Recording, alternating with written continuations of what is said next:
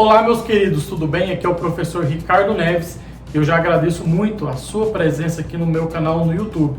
E hoje esse vídeo é especialmente para você que tem o desejo de começar a investir, mas ainda não sabe os primeiros passos para isso.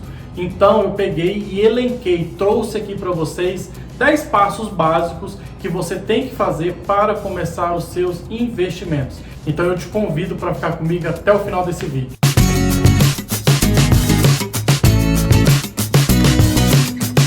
De início, eu vou esclarecer aqui que esses 10 passos não são uma ordem obrigatória para você cumprir, não são os únicos passos. Eu tentei fazer 10 passos básicos que eu entendo que são necessários para você começar a investir, seja ele na renda fixa ou seja na renda variável.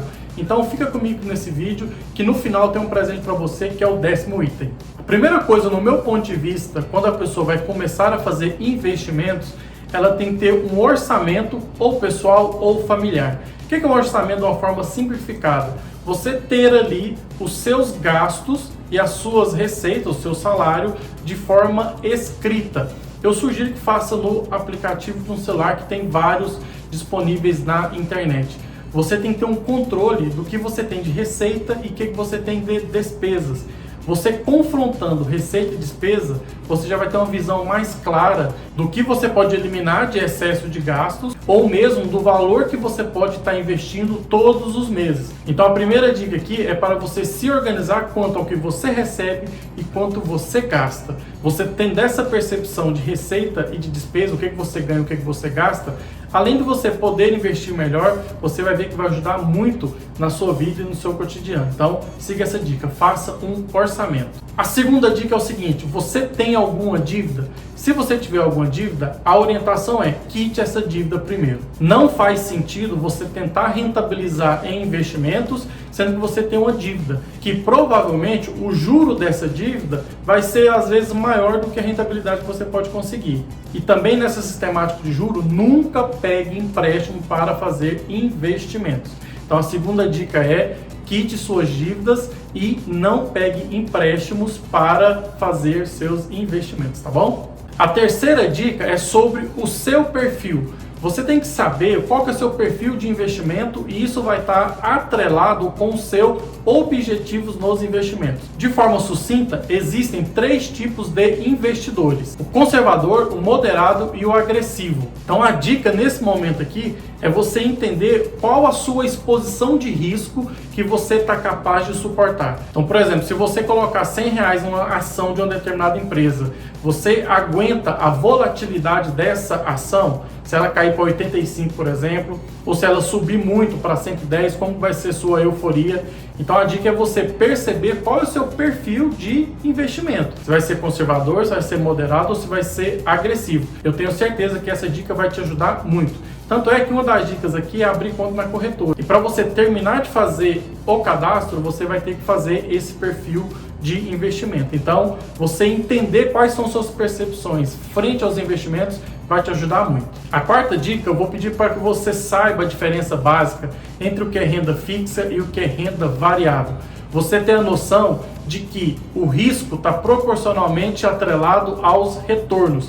Então, quando você faz um investimento numa renda fixa, um tesouro direto, por exemplo, você vai ter uma rentabilidade já pré-fixada ou atrelada a Selic ou a IPCA. Já a renda variável, ação de uma empresa, algum ETF ou algum BDR, às vezes pode dar uma rentabilidade maior. Só que ao mesmo tempo essa volatilidade pode ser negativa aí. Então o ponto aqui é você entender qual que é o comportamento da renda fixa e da renda variável. Sempre tentar assimilar o risco e retorno. Isso vai te ajudar muito também quando você for fazer os seus investimentos. E a outra dica é o seguinte: o melhor investimento que você faz é investir em você. Compre livros, participe de cursos, preocupe com a sua qualificação pessoal. A partir do momento que você estiver monetizando, estiver rentabilizando o seu conhecimento através de prestação de serviço ou de um aumento de salários na empresa da qual você trabalha, porque agora você está mais qualificado, a partir daí você vai ter os seus investimentos de uma forma mais clara.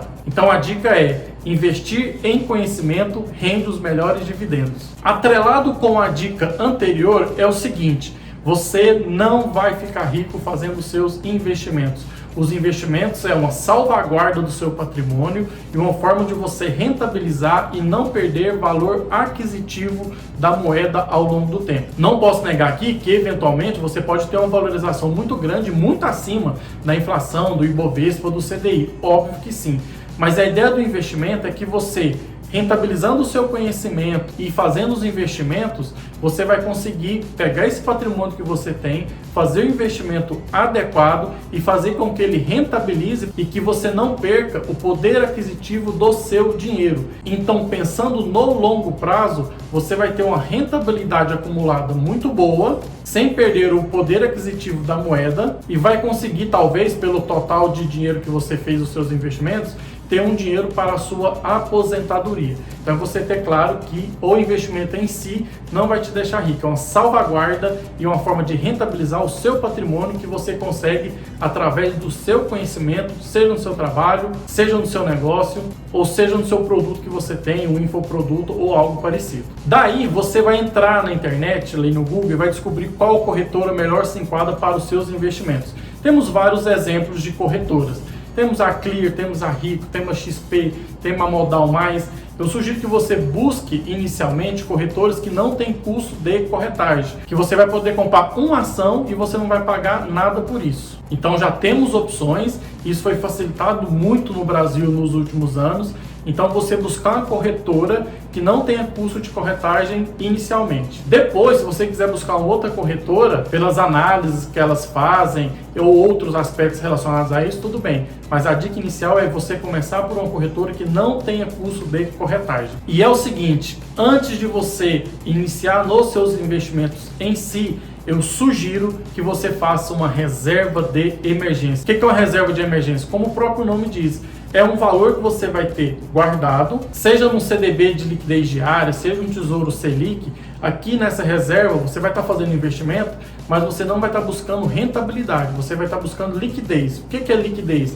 Eu pegar aquele dinheiro no momento que eu puder, porque imprevistos acontecem e você pode precisar de parte do seu patrimônio que está guardado para atender essa emergência. Aí é muito relativo do seu perfil. Tem gente que gosta de deixar de 6 a 12 meses do seu custo mensal guardado. É uma regra? Não é uma regra, mas você tem que ter a percepção que parte desse patrimônio tem que estar exposto a algum tipo de investimento que você pode retirar de forma rápida. Assim, se você precisar de parte da quantia desse dinheiro, você não vai precisar desfazer, por exemplo, de ações que talvez está na baixa, você vai ter que vender na baixa e vai ter prejuízo. Então a dica é, tenha sua reserva de emergência. E outra dica é o seguinte, é usar os juros compostos, só que a seu favor agora. Eu entendo que você vai ter diferença nos seus investimentos se você tiver regularidade nos aportes mensais. Falo mensais aqui ou de forma periódica. Você vai reservar parte daquele dinheiro que você descobriu lá na nossa primeira dica, que é através do orçamento. Aí você vai ter um objetivo de quanto que você vai investir por mês. Essa soma de recursos que você vai estar investindo mês após mês, que vai estar rentabilizando com a valorização das ações ou dos dividendos que você está recebendo dessas empresas, porque quando você adquire uma ação da empresa, você está sendo acionista, você está sendo dono daquela empresa. Então, parte dos lucros volta para você. Então, a soma disso ao longo do tempo e você fazendo o reinvestimento desses dividendos é o que vai te dar garantia que no final de um período maior, no longo prazo, você vai ter um patrimônio maior do que você tem hoje.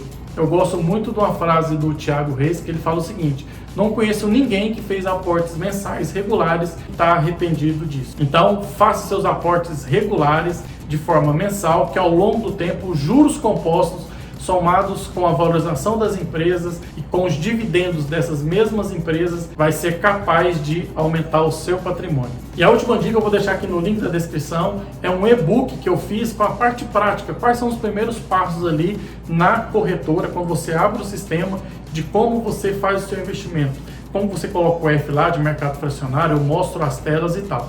Garanto para você que você não vai ter que colocar o e-mail para você receber o e-book. Você vai clicar e vai estar o PDF direto. Eu peço que você baixe esse e-book aqui e dá uma olhada. Eu só vou te pedir uma contrapartida, que você deixe aqui nos comentários o que você achou desse vídeo, primeiramente, depois o que você achou do e-book. E na oportunidade também, se esse vídeo foi útil para você começar a fazer os seus investimentos, eu peço que você se inscreva aqui no canal, curta esse vídeo, compartilhe com seus amigos.